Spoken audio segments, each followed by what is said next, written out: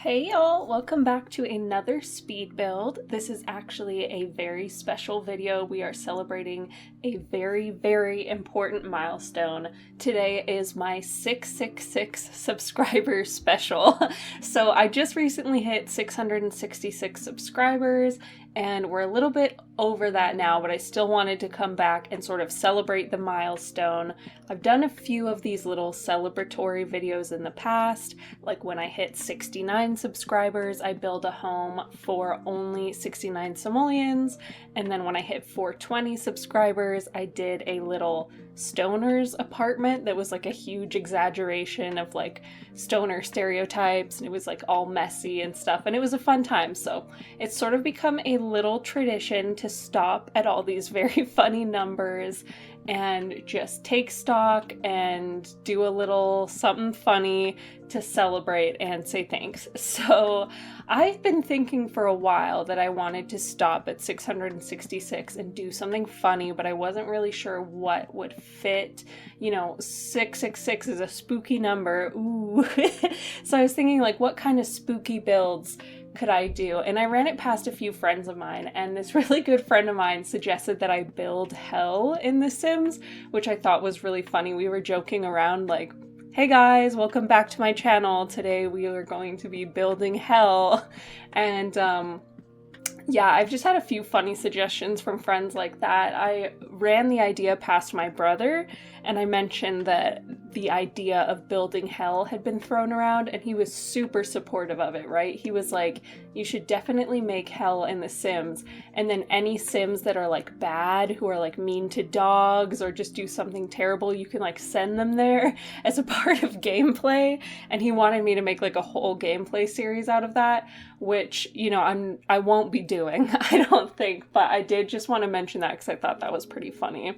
But I had a serious suggestion on my last video because I mentioned I was looking for ideas. Someone mentioned that if I was going to be doing something spooky, that I should try building a house for vampires, and I thought this was such a good idea because personally I have had the vampire pack for a little while, but I've never built a vampire house, and I don't know why. Like, I think I bought the vampire pack for the wallpapers because I thought they were super cute, and I just kind of like wanted to build a cute house with the cute wallpapers, but then like after that I kind of forgot that I had it and never got around to building like an actual vampire home or making a vampire sim like in Create a Sim. So I was like, this is actually such a good idea because it will get me out of my comfort zone and sort of get me like refreshed and doing something new.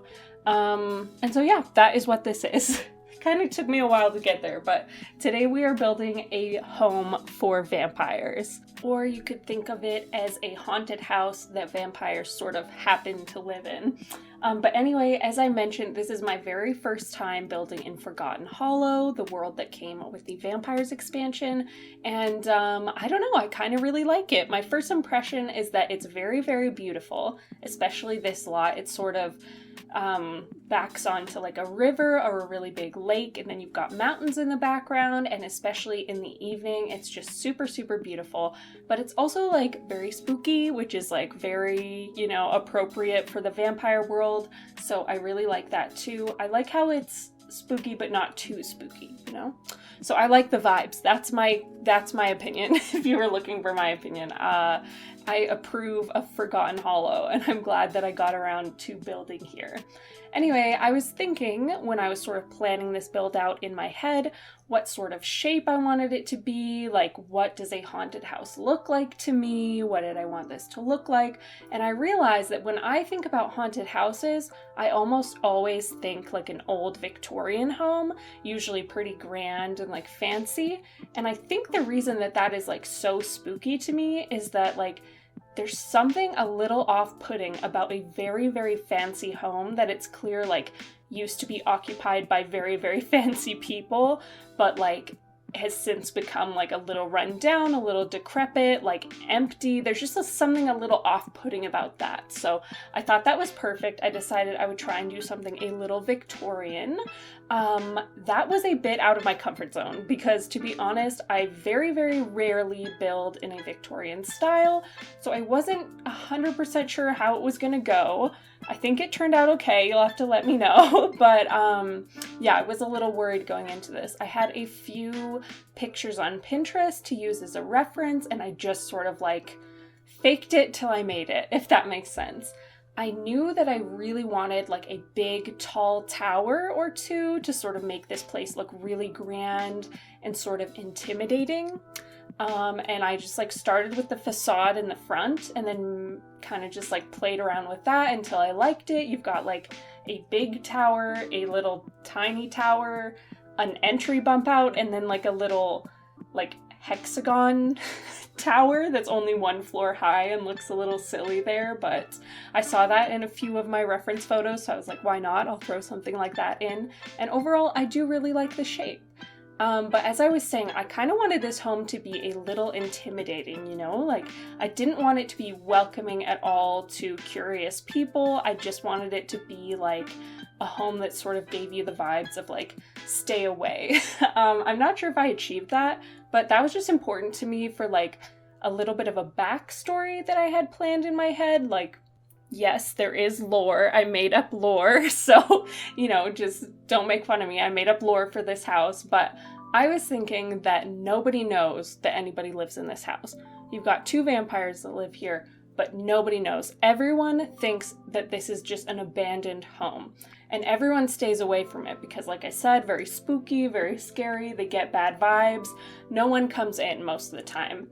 But every once in a while, when a brave soul or like a bunch of like crazy teenagers or something come in to explore the house, the vampires make sure to hide. They have a couple of hiding places they can go to, and just hope that the visitors go away very soon. And yeah, they just sort of live that way. They don't really interact with very many people. They just kind of want to keep to themselves, and they don't think that like general non-vampire society would accept them, so they just sort of hide in the shadows, in the forest, and they stay in their home and they don't really make it known that they live there.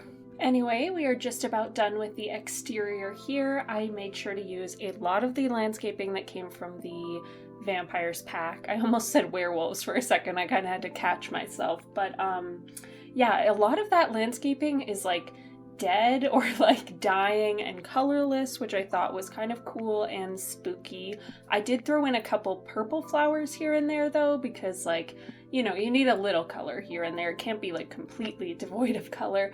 I also added those wall growing vines that are like, you know, not dead, but definitely dying that came with the Vampires pack. And I added a gargoyle and all that stuff. So I really wanted to take advantage of the build and buy items from the Vampires pack just because I never really have used them before. So yeah, a lot of that on the exterior. I also used that really beautiful new stone wallpaper that came with the pack. Gorgeous, absolutely love it. And yeah, now we are working on the interior. This is our little living area here. I used these big spooky armchairs from the Werewolves pack and a matching like, I don't want to say couch, it's almost more of like a chaise, but it's like a couch. Anyway, the matching couch / chaise. And yeah, I paired it with the fireplace from Paranormal Stuff Pack and the rug from Werewolves, and the wallpaper that I used was base game. So even though there were a lot of Werewolves items that I could, or oh my god, Vampires items that I could have used, like it comes with a very beautiful wallpaper, you've got like rugs and a fireplace that's very big and grand. I just sort of found that I didn't like all of the vampire stuff, and I don't know, I found myself reaching a lot more than I expected for things from the base game, a lot of werewolf stuff, a bit from the paranormal pack, even cottage living. Like, I don't hate the vampire pack at all. Like, I think it's very, very gorgeous, and like it has a lot of great build and buy items, but like I found maybe some of the items were a little too on the nose, or maybe I just was going back to my comfort zone and going back to items that I know. I don't know, but I found myself a lot more than I thought, sort of like branching out to other packs and stuff rather than sticking to the Vampires pack. I also added that really, really spooky organ in the living room and made a little entryway by the front hall. beautiful, beautiful painting I used. It was like of a vampire sniffing a flower or something. It's like really, really gorgeous. It's got this beautiful golden frame. So I just put that in the front hall with a little armchair, and yeah, not a very functional space, to be honest. There's not much you can do there except for like walk through it, but still very, very cute. And then here we are in the little like base of the stairs hallway area. You'll notice there are a lot of hallways in this home. And that was sort of on purpose. Like I kind of wanted it to be the kind of place that if you don't know it very well, you could very easily get lost, like with a lot of winding hallways and hallways that lead into other hallways and archways everywhere, like a little bit of a confusing layout maybe for someone who doesn't know the place very well. And you may have noticed I didn't show any footage of me planning out the floor plan, and that is because it took me so long.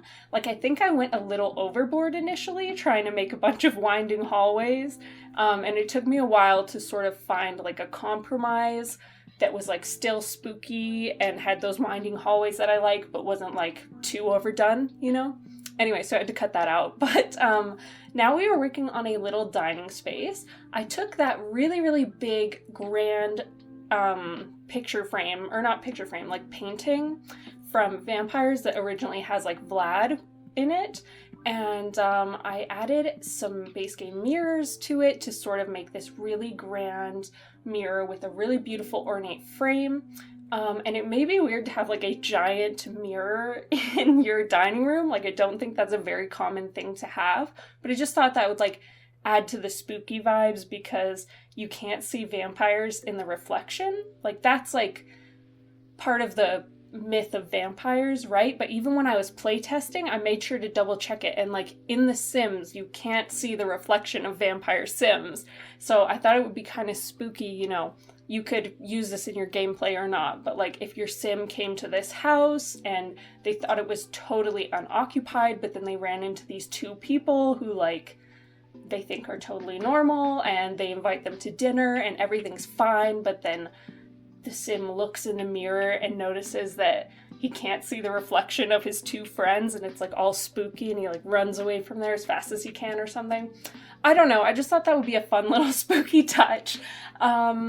And now we are here in the kitchen. I sort of put it to the back of the build, just sort of tucked out of the way. I added some cobwebs and things. I wanted to give the impression that this is like not a very commonly frequented part of the house, because as far as I know, vampires don't eat, or they don't need to eat. Like they just eat blood or plasma, as they say in The Sims. So I just figured like they wouldn't really be using this room much, so I didn't put too much thought into it. I just used all black appliances, all black counters, and yeah. There's also a bathroom on this main floor, but I did cut out the footage of me furnishing that. It's just a little powder room with a toilet and sink, and I put it in that little hexagonal tower that's on the main floor, if you know what I'm talking about. So it's a little hexagon bathroom, but yeah, that's not too important. I figured I could cut out that footage. There's another bathroom anyway. As you can see, we are here on the second floor, and we've got two bedrooms on this floor. The way that it's laid out is that there is a stairwell, and from the stairwell there are two doors leading into each of the bedrooms respectively. And then from those bedrooms, you can go through another door that leads to a sort of Jack and Jill bathroom.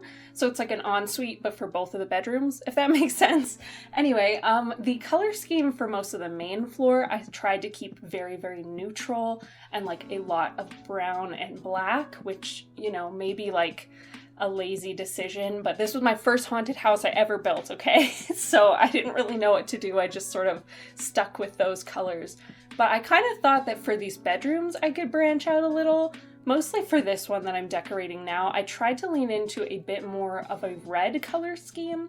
I'm using this very grand, I don't know if you'd call it a canopy bed, but like a very grand bed that came from the Vampires pack, and it's just like in this really nice red bedspread, and it's like super cute. And I tried to pair some curtains with it that are like kind of matching. They got like this red toned brown color going on. I thought that was super cute. And then I ended up using these base game what are they called? Oh my god. Dressers. I don't know why I couldn't think of the word dresser, but base game dressers, as well as a base game rug, which I thought was a very interesting choice. It has like a music note in the middle of it.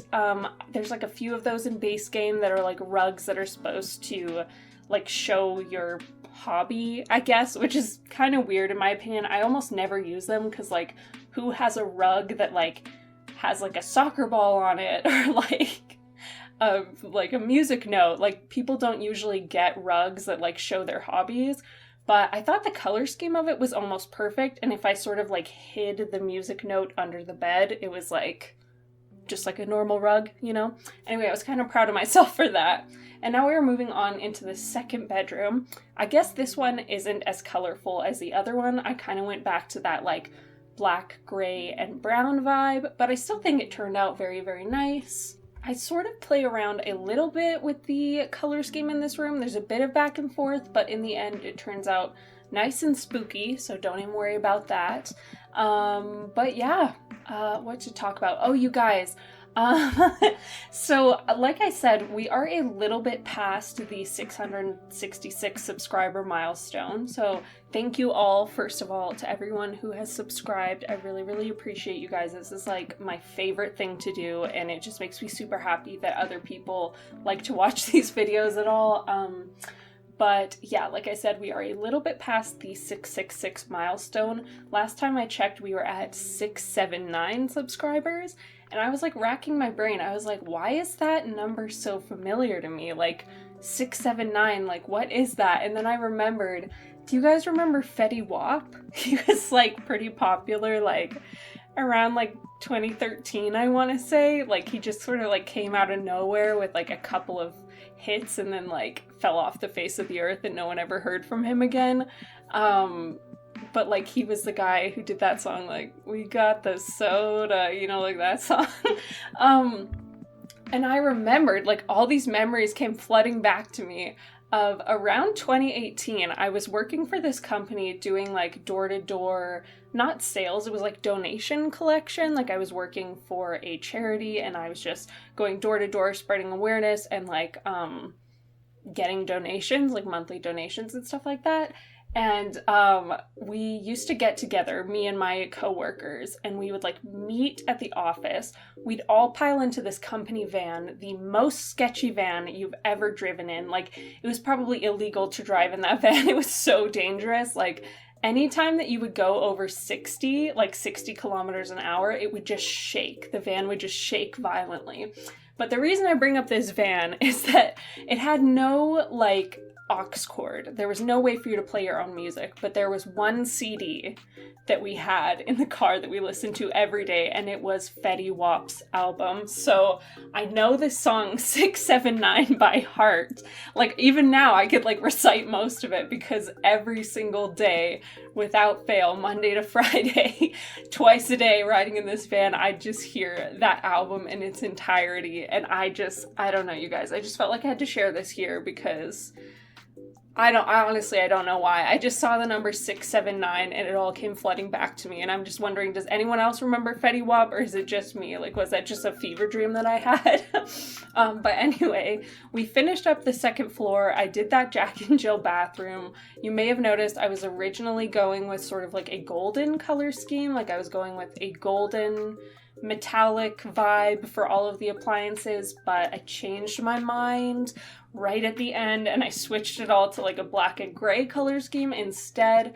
I don't know why. The gold just seemed a little too cheery and like lively to me, and I really wanted this place to seem like dead and like, you know, abandoned. So I was like, I'll just change everything to gray, and I think it worked out a lot better that way.